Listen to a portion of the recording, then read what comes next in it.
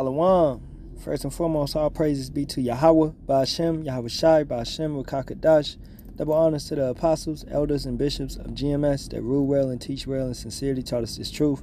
Shalawam to the sincere Akyam out there pushing and preaching this 100% doctrine on the highways and byways, also this net, which we call the internet. Shalawam also to the 1/3 men, women, and children maintaining yourself. Tabernacle of David, the hopeful elect. So let's get into this lesson. Simple Hebrew lesson. All right, let's go to Isaiah 19 and 18. In that day shall 5 cities in the land of Egypt speak the language of Canaan, and swear to Yahawah of hosts, one shall be called the city of destruction. So understand, in the land of Canaan, they were speaking Hebrew. They were speaking the language of Canaan. And the language of Canaan was Hebrew. And you can take that to secular history.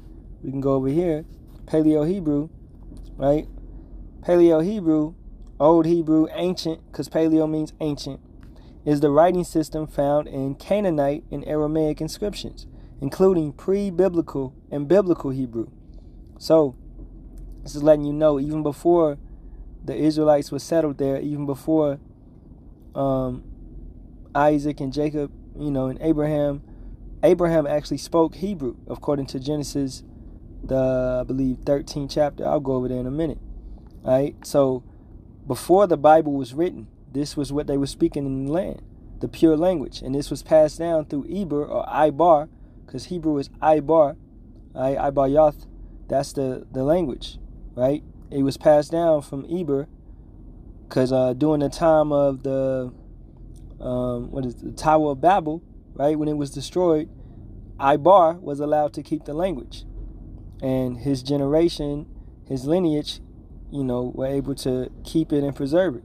This is why Abraham spoke Hebrew. Right? And this is all coming from the lineage of Shem. Right? Going back, if we go back up the timeline, then you would get to Shem. If we go down, then you would get to Abraham. Right? So that's very important to know, because we are Shemitic people, right? Through the lineage of Shem, through Ibar, through Abraham, Isaac, and Jacob, more importantly. Right? Let's keep going. From southern Canaan, also known as the biblical kingdoms of Israel and Judah, it is considered to be the script used to record the original text of the Bible due to its similarities to the Samaritan script. Right? And that's true. And this goes into the Talmud and all that goes off, because the Talmud, we don't recognize that, man. That's what the Amaleks use. Right? So let's keep going. I'm going to go down here and get this time period. Time period would be around 1000 BCE, right? Now, let's take it back, and let's go get, let me pull up, bring it up. Let's just bring up Paleo Hebrew, right? I want to get the chart, which I actually did save, but I'll just go get it right here. Boom. Okay, as you can see, 1200 BC. So it almost hit it on the head. 1200 BC, understand that during the time of the judges, right, we were speaking Lashawan Kadash. Okay, and then down here, 600 BC, Assyrian, Aramaic, Hebrew, brothers was in captivity, but the northern tribe still kept this correct Hebrew, right? Because it's written on the Los Lunas, New Mexico stone, this correct Hebrew. So when they went over to the Americas, which was known then as Arsaref, just a foreign land, they kept this, they preserved this proper Hebrew, right? So they spoke Lashawan Kadash. When Christopher Columbus or Cristobal Colon came over with Hebrew interpreters, they interpreted this Hebrew. They spoke this Hebrew. They spoke to the northern tribe using this type of Hebrew, right? And matter of fact, well, no, I'll leave it right there. All right, so I want to go over to Acts, the 24th chapter. Oh, actually, I did want to get that Genesis. Yahawah Bahasham Yahawashi, for allowing me to remember. See, the 13th chapter of the 14th chapter. 14 and 15, 13.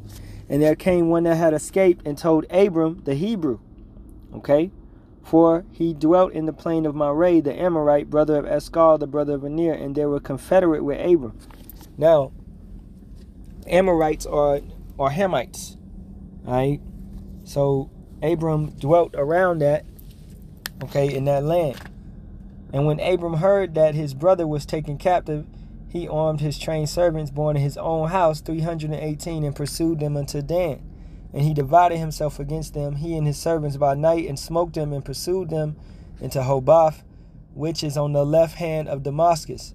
So this is also giving you a geological, area, right, around Damascus, And he brought back all the goods, and also brought again his brother Lot and his goods, and the women also, and the people. Okay, and Lot is also a Hebrew. Okay. So you can be a Hebrew, but you may not be an Israelite. Understanding that, okay? Because it's many nations that came out of Abraham, but they're not Israelites. Understanding that even more, going into it, the Israelites are of Isaac and Jacob, right? The promised, right? Like Esau came from Isaac, right? But he's not an Israelite.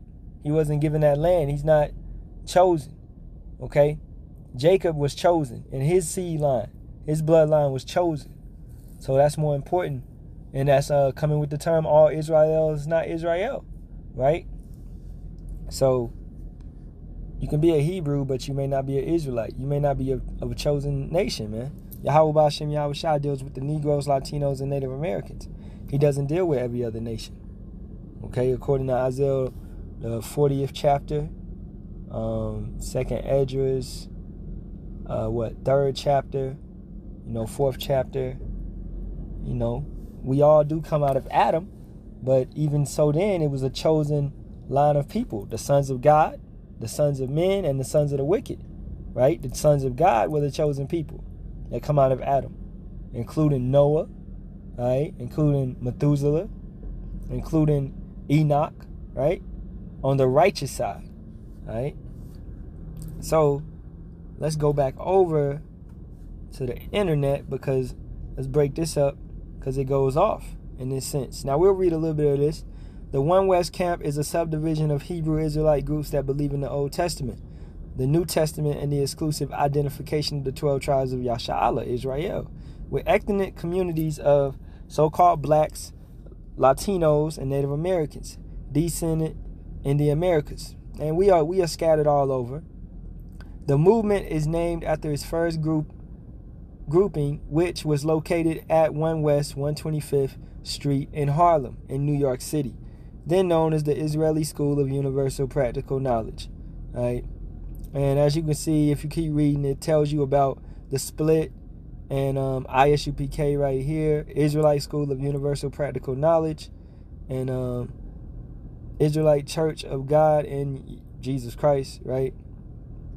And it also speaks about IUIC in here down towards the bottom. While some of IUIC's right here own videos state that they believe in all UFOs being the chariots of God, and IUIC has it correct right there. GOCC believes that their claim is nonsense. So GOCC doesn't believe in the chariots being, that's crazy, and says that they will never band together with IUIC because of this. And that's even though both of those camps are off, man. But that's just showing you it's even more division in the divided, right? So what I wanted to get out of here was, we'll come over to this area right here. Okay. Let me start. This is after Albert Bivens' death, which we believe to be Elijah through the Spirit, or John the Baptist, right? Same Spirit. After Albert Bivens' death, Elder Albert Bivens' death in 1973, 2 members were selected to lead the school: Mashi ben Charim and Yahawah. Yahawah was another ex-commandment keeper, while Bivens founded the One West style of Hebrew Israelism. Many of the specific doctrines that typify it were created by Yahawah's son, Elder High Priest Ariah, including a reliance on the King James Bible, the 12 tribes chart, which assigned the peoples of the Americas to specific Israelite tribes, and the new form of Hebrew known as Lashawan Kadash, Holy Tongue. Now, that's what I wanted to get, because they said new form of Hebrew. Well, right over here, you say that this Hebrew was around during 1000 BC. So how is it new form? This is the same language that's coming from the Canaanite and Aramaic inscriptions. This is the same pre-biblical and biblical Hebrew from southern Canaan, also known as the biblical kingdoms of Israel and Judah. It is considered, come on. So what are you talking about? You contradicting yourself, saying that this is a new form of Hebrew known as Lashawan Kadash. No, Lashawan is tongue, language, man. Kadash means holy. This is holy tongue, holy language. This is what it is. At the end of the day, this is not a new form of Hebrew. Nobody created this to be new. These characters over here, all right, these are basically the same characters. Okay, as you take it back to right here. All right. So, majority, you know, and some may go off a little bit, but majority of this is basically the same. Okay, so don't they trying to say that this is a new type of Hebrew that the brothers was bringing back out. No, you're bringing it back out. It's not new. It's the same type of Hebrew that was written on the Los Lunas, New Mexico stone. Now let's go get that, and I'll end it over there. Yeah, let's just get a picture. Okay. And this is the same type of Hebrew. Nobody brought this out. Look at this. That's right there. Okay, you know, brothers can look at it and see it. And we take it back over here. And you would have the same character right there. Right? Salakia. And I wish I could, I got to figure out how to bring it up side by side. So that's right? You know, and this is basically the 10 Commandments written out. And you have Yahawah's name in this. You have, you know, basically the 10 Commandments written out, man. It's nothing changed. It's not new. Okay? This is the same language that our ancestors used. The Northern Kingdom preserved this language and wrote it in stone. They spoke through this language. Okay? Nobody changed nothing. Nobody created nothing. Now, what happened was, we go over to this dude, Eleazar ben Yehuda. This dude came and created a new type of Hebrew. He added vowels to the language. All right? And he created what you know as Yiddish, or also modern Hebrew. Okay? He created these types of things to destroy and really lead astray brothers. He is renowned as the lexicographer of the first Hebrew dictionary. How you gonna be the first for something that's already been here? Like I say all the time, Edomites cannot originate anything, they duplicate. And also, as the editor of Jerusalem-based Hazi, one of the first Hebrew newspapers published in the land of Israel, Ben Yehuda was the primary driving force behind the revival of the Hebrew language. Okay, there you go. So he revived something, but he revived it incorrectly. He didn't bring it correctly. And there's so many contradictions with these people, because they'll tell you it was one of the first newspapers published in the land of Israel, but they'll tell you also that Israel wasn't created until 1948. And this dude, unalive, died around 1922. So you got to make it make sense to us, man. All right? This guy is man, Edomite for sure. All right? With trickery and deceit, he came in. Okay? Zionist movement. Boom. We could go into that even more, but we don't have to. Now, I feel like I touched on it a little bit. You know, could go deeper. Let's take it over to. Let's do an easy one. An easy one. All right. Let's go to Genesis, the 3rd chapter, and let's just get the word God. Right. Right here. Strong's H 430, entry 1. Eloach. Eloach. Now, the second entry, Elohim. Elohim. Elohim. And the third entry, come on, man. Eloach. Eloach. Now, this correctly would be pronounced Halalyam. Okay? The rulers, the judges, the divine ones, the angels, the gods. Alright? So, correctly. Now, let's keep this in mind right here. And, let me see if I could pull it up over here. Right here. Boom. So, the way that is, actually the way that it is done,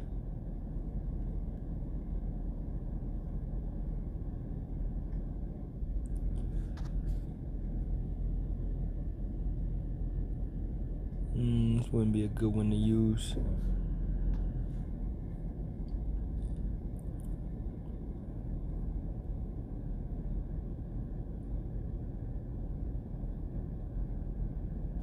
Thorough.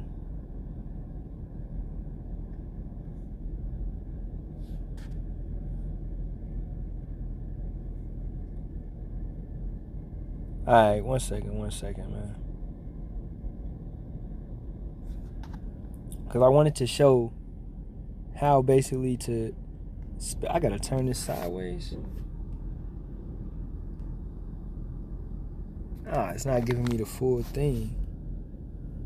The water. Okay. Hey, the water. Salaki about that. So, right? Right here, as you can see, Then you would take this back over. Right?